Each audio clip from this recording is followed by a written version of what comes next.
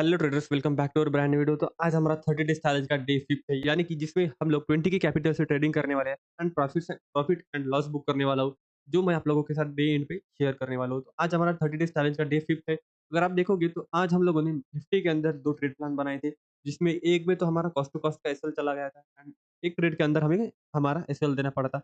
तो वो ट्रेड कौन से थे, उसके पीछे का लॉजिक क्या था, मैं आप लोगों को शेयर करता हूँ एंड हमने कितना प्रॉफिट एंड लॉस बुक किया, वो भी आप लोगों के साथ शेयर करता हूँ। आप देखोगे तो आज हम लोगों ने तकरीबन आप देखोगे तो आज हमने तकरीबन 1000 के आस-पास हम लोगों ने लॉस बुक किया। लॉस बुक करने की वजह क्या थी? आप देखोगे यहाँ पर, तो हमने ट्रेड कौन-कौन से बनाए थे? एक फिन निफ्टी के अंदर ट्रेड बनाया, 2 स्टॉक के अंदर ट्रेड बनाए थे एंड 2 निफ्टी के अंदर ट्रेड बनाए। तो ये जो फिन निफ्टी के अंदर का ट्रेड था, वो मुझे कॉस्ट टू कॉस्ट एग्ज़िट करना पड़ा, क्योंकि अगर देखोगे तो इस ट्रेड ने मुझे फिन निफ्टी के अंदर कॉल जो बाय की थी मैंने, उसके अंदर मुझे तकरीबन 1:1 का मुझे टारगेट मिल रहा था। अब देखोगे तो यहाँ पर मैंने ये ट्रेड कहाँ पर लिया था, जो 24,000 की कॉल थी, मैंने ये मॉर्निंग में बाय किया था। मॉर्निंग में कहाँ पर बाय किया था, आप लोगों को वो दिखा देता हूँ। अब देखो यहाँ पर फिन निफ्टी के अंदर हम लोगों ने कहाँ पर ट्रेड बनाया था, फिन निफ्टी के अंदर ये जो देखोगे, तो यहाँ पर एक अच्छा खासा अपसाइड का मोमेंटम आया था। यहाँ से एक शार्प सेलिंग का मूवमेंट आया, फिर से यहाँ पर एक फेक ब्रेकआउट आया, फिर से डाउन साइड का मोमेंटम आया।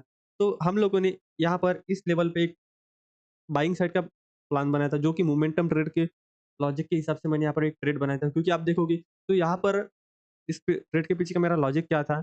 अब देखो यहाँ पर एक पोज़ीशन बनी डाउन साइड के लिए, अच्छे खासा शार्प डाउन साइड का मूवमेंट देखने को मिला।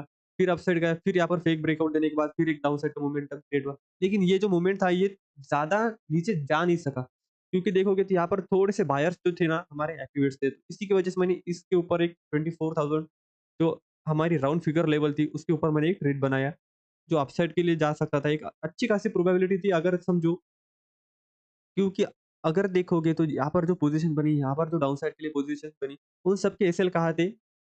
इन लेवल के ऊपर तकरीबन 24,000, 25 या 30-50 के आसपास में हमारे इन लोगों के एसएल रहे होंगे।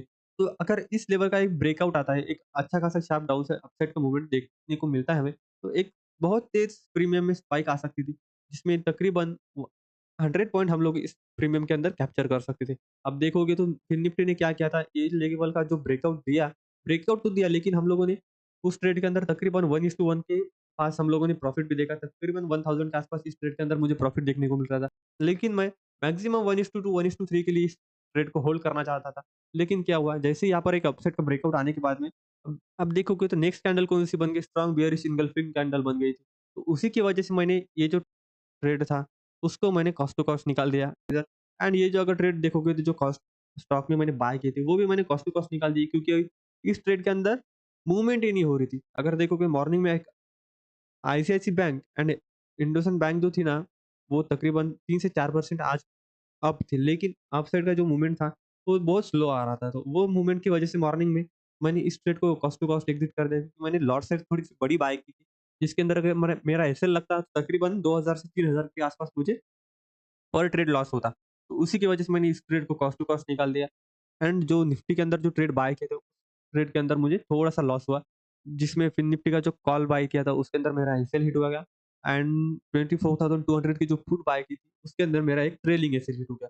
तो उसी की वजह से, इस 2 ट्रेड की वजह से आज मेरा 9700 का यहाँ पर हमें लॉस देखने को मिल रहा है।